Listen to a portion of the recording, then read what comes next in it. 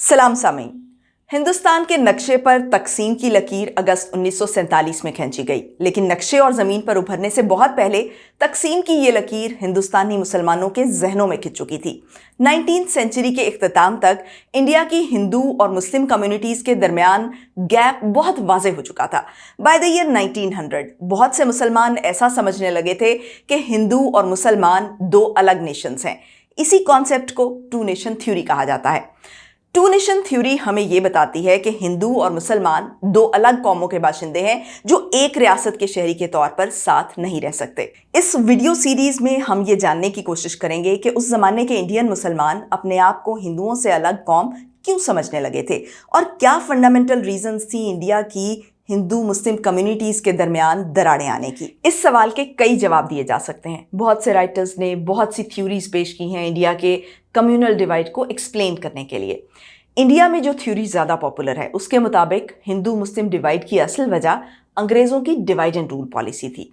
दूसरी तरफ पाकिस्तान में ज़्यादातर लोगों का ये मानना है कि हमारा मजहब हमें हिंदुओं से अलग कौम बनाता है। ये दोनों थ्योरीज यानी इस्लाम और डिवाइड एंड रूल, इन दोनों में बहुत सी शॉर्ट कमिंग्स हैं। बहुत से सवालात हैं पार्टीशन के हवाले से जिन्हें ये दोनों वर्जन्स एक्सप्लेन नहीं करते। पहले हम बात कर लेते हैं डिवाइड एंड रूल की, जिसे आप पार्टीशन का इंडियन वर्जन भी कह सकते हैं। इस थ्योरी के मुताबिक हिंदुओं और मुसलमानों के दरमियान दूरियां आने की असल वजह यह थी कि अंग्रेज़ों ने हिंदुस्तान में अपने इक़्तिदार को मजबूत करने के लिए डिवाइड एंड रूल पॉलिसी इख्तियार की। 1857 में हिंदुओं और मुसलमानों ने मिलकर अंग्रेज़ों के खिलाफ रिवोल्ट किया था। इस रिवोल्ट के बाद ब्रिटिश काफ़ी डर गए थे। उन्हें ख़तरा था कि ऐसी और रेवोल्यूशंस होंगी तो उनका राज जल्द ही ख़त्म हो सकता है। इसलिए ब्रिटिश राज ने अपनी famous divide and rule policy अपनाई। एक साजिश के तहत अंग्रेज़ों ने हिंदुओं और मुसलमानों को आपस में लड़वाना शुरू कर दिया ताकि इंडियन राज पर उनकी गिरफ्त मजबूत रहे। डिवाइड एंड रूल पॉलिसी की वजह से मुसलमानों में ये सोच पैदा होने लगी कि हिंदू उनके कल्चर के लिए ख़तरा है। रिएक्शन में कुछ हिंदू भी मुसलमानों को अपने कल्चर के लिए ख़तरा समझने लगे और हिंदुत्व का प्रचार करने लगे। नतीजा ये निकला कि आए दिन इंडिया में हिंदू मुस्लिम फसाद होने लगे। गुजरते वक्त के साथ ये नफरत इस कदर बढ़ गई कि इन दोनों कम्युनिटीज़ का हिंदुस्तान में साथ रहना नामुमकिन हो गया और इन दी एंड अंग्रेज़ों ने इंडिया को पार्टीशन कर दिया। अब समझने की बात यह है कि इस थ्योरी में प्रॉब्लम क्या है। डिप्लोमेसी की एक मशहूर कहावत है, you can exploit a situation but you can not create a situation. यानी आप एक सूरत हाल का फ़ायदा तो उठा सकते हैं लेकिन आप वो सूरत हाल पैदा नहीं कर सकते। अंग्रेज़ों ने हिंदू मुस्लिम डिवाइड को एक्सप्लॉइट ज़रूर किया लेकिन वो डिवाइड अंग्रेज़ों ने पैदा नहीं किया, वो डिवाइड पहले से मौजूद था। डिवाइड एंड रूल पॉलिसी जो अंग्रेज़ों ने अडॉप्ट की कोई नई पॉलिसी नहीं थी। थ्रू आउट हिस्ट्री ये पॉलिसी इस्तेमाल की जाती रही फॉरेन एम्पीरियल रूल को मेंटेन करने के लिए। जब कभी किसी बैरूनी ताकत ने एक मुल्क पर कब्जा जमाया तो सबसे पहले उसने आइडेंटिफाई किया कि उस मुल्क के लोगों के दरमियान पहले से मौजूद डिवीजन्स क्या क्या हैं, ताकि उन डिवीजन्स को इस्तेमाल करके लोगों को यूनाइट ना होने दिया जाए और इस तरीके से पावर पर अपनी पकड़ बरकरार रखी जा सके।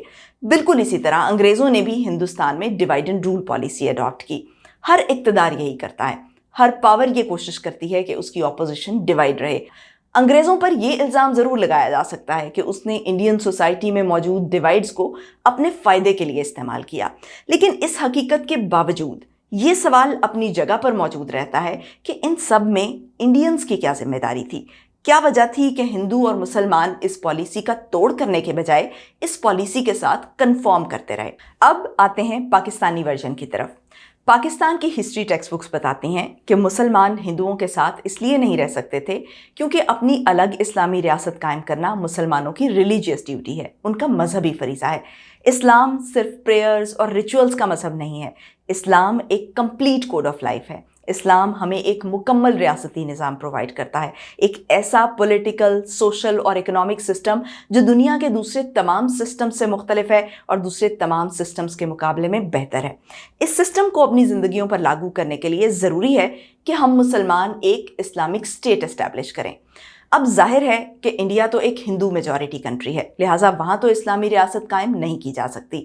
तो इसलिए हिंदुस्तान के मुसलमान ये फैसला करते हैं कि इंडिया के जिन इलाकों में मुस्लिम मेजॉरिटी है वो इलाके हिंदुस्तान से अलग होकर अपना एक अलग इस्लामी मुल्क यानी पाकिस्तान कायम करेंगे। दूसरे लफ्जों में हिंदुस्तान के मुसलमानों ने एक अलग रियासत इसलिए हासिल की ताकि अल्लाह के इक़्तिदार को एस्टेब्लिश किया जाए और एक ऐसा निज़ाम राइज किया जाए जो कुरान और हदीस के उसूलों के मुताबिक हो। ये वो शक्ल है टू नेशन थ्योरी की जिसे पाकिस्तान के एकेडमिक करिकुलम में पढ़ाया जाता है और जिसे आइडियोलॉजी ऑफ पाकिस्तान या नजरिया पाकिस्तान कहते हैं।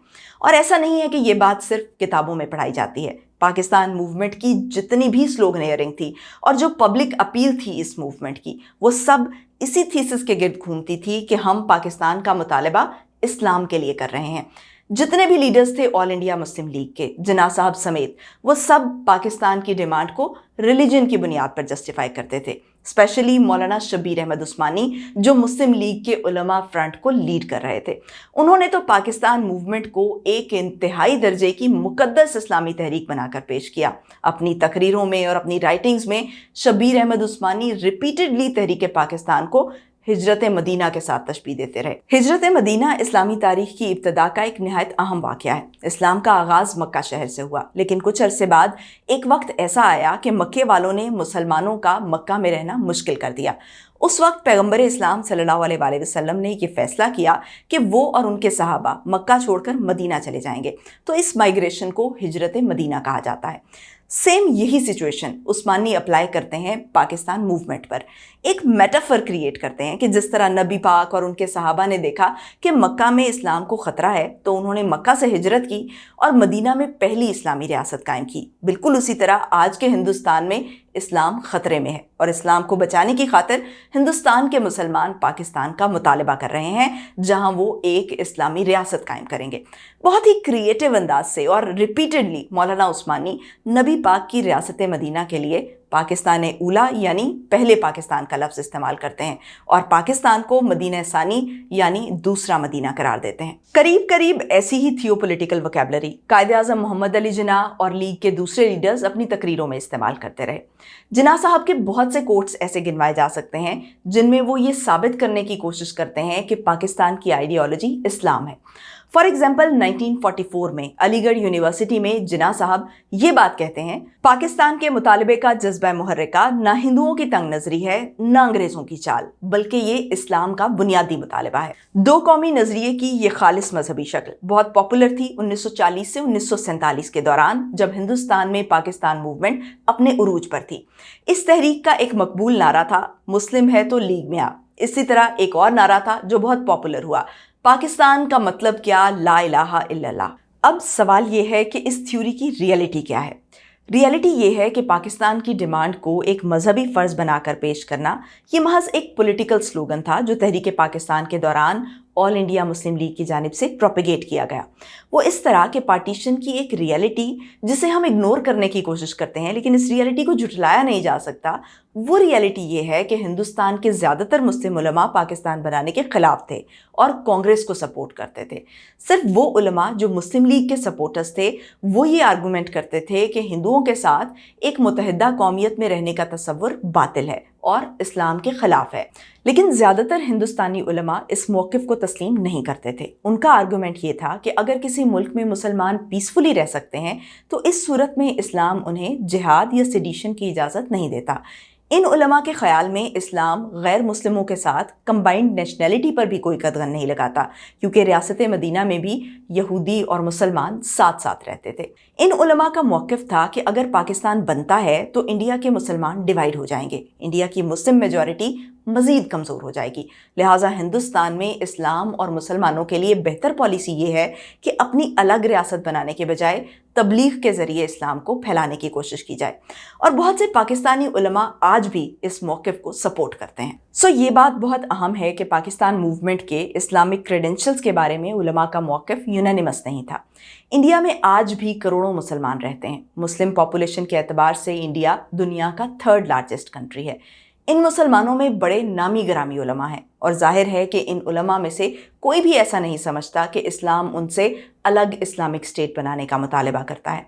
ये ज़रूर है कि थ्योरेटिकली कुछ उलमा इस बात का प्रचार करते हैं कि अच्छा मुसलमान होने के लिए ज़रूरी है कि आप एक ख़ास इस्लामिक पॉलिटिकल सिस्टम के अंडर रहें, लेकिन ये आर्गूमेंट महज एक थ्योरेटिकल आर्गूमेंट है। प्रैक्टिकली इस आर्गुमेंट को मुस्लिम्स ने भी कभी वेटेज नहीं दिया। पाकिस्तान से हर साल लाखों मुसलमान गैर मुस्लिम कंट्रीज की इमिग्रेशन लेते हैं। कभी किसी ने ऐसा नहीं सोचा कि इस्लाम हमें एक गैर इस्लामी रियासत का शहरी बनने की इजाज़त नहीं देता। इस्लाम हमेशा से एक मल्टी नेशनल रिलीजन रहा है। इस्लाम के मानने वाले दुनिया के हर मुल्क में रहते हैं। ताहिरुल कादरी पाकिस्तान के नामवर मजहबी स्कॉलर हैं। 2005 से वो कनाडा में मुकीम हैं। क्या कोई मजहबी एतराज़ किया जा सकता है इस बात पर कि उन्होंने एक इस्लामी रियासत की शहरियत छोड़कर एक वेस्टर्न कंट्री की सिटीजनशिप क्यों ली? ये एतराज़ नहीं किया जा सकता, जिसकी वजह यह है कि कनाडा में ताहिरुल कादरी के अलावा भी लाखों मुसलमान रहते हैं। सो प्रैक्टिकल रियलिटी यही है कि इस्लामी रियासत कायम करना इस्लाम का लाजमी मुतालबा नहीं है। आप दुनिया के किसी भी मुल्क में रहते हुए एक अच्छे मुसलमान हो सकते हैं, प्रोवाइडेड ये कि उस मुल्क में आपको अपने मजहब पर अमल करने की आज़ादी हासिल हो। अब तक के डिस्कशन से ये बात वाज़ेह हो जाती है कि हिंदू मुस्लिम डिवाइड की असल वजह ना तो अंग्रेज़ों की डिवाइड एंड रूल पॉलिसी थी और ना ही इसकी वजह इस्लाम था। लेकिन इस बात का ये मतलब भी नहीं है कि हिंदुस्तान में कोई कम्युनल प्रॉब्लम सिरे से मौजूद ही नहीं था।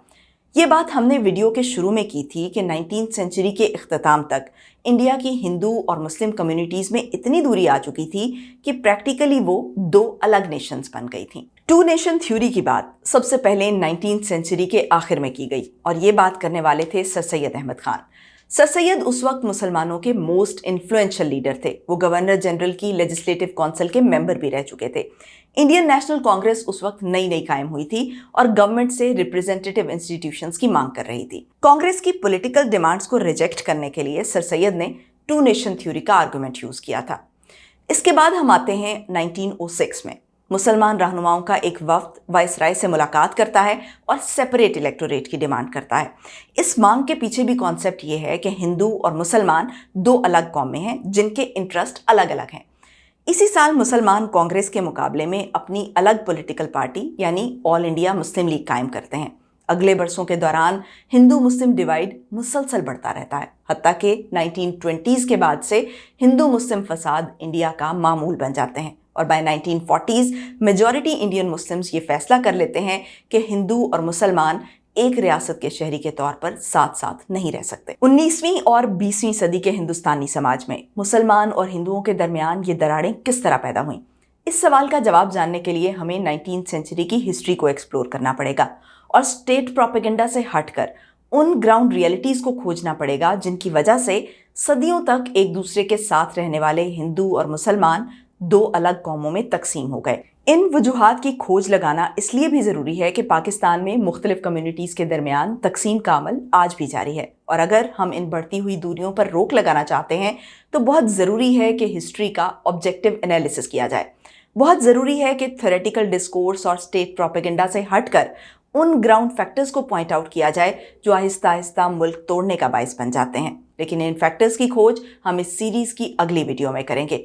वीडियो पसंद आई हो तो लाइक, कमेंट और शेयर कीजिए और साथ ही साथ हमारे चैनल को सब्सक्राइब भी ज़रूर करें। बहुत बहुत शुक्रिया।